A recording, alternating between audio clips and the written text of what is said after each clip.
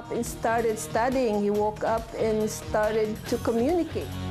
An autistic teenager from Oregon says his first word at age 18. Next, how a new state bill could affect his recovery.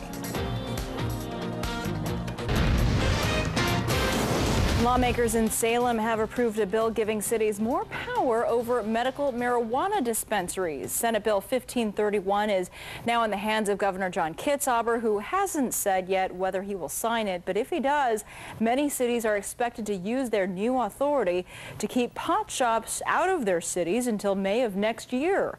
Reporter Kelsey Dudley speaks with one Oregon couple who believes that losing access to medical marijuana would be losing the drug that has saved their son. 18-year-old Kyle Ferris has severe autism.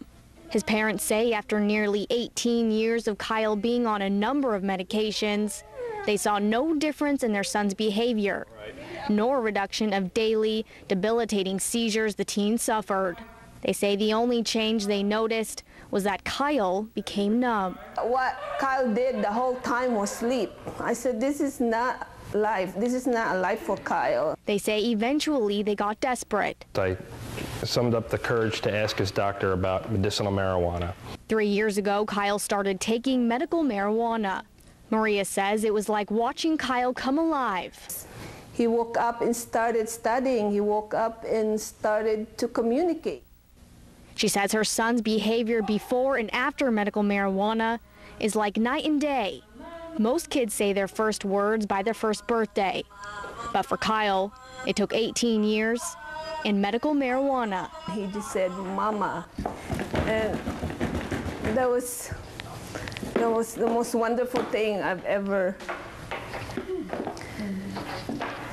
heard from him, because I've been hoping for it for the whole 18 years.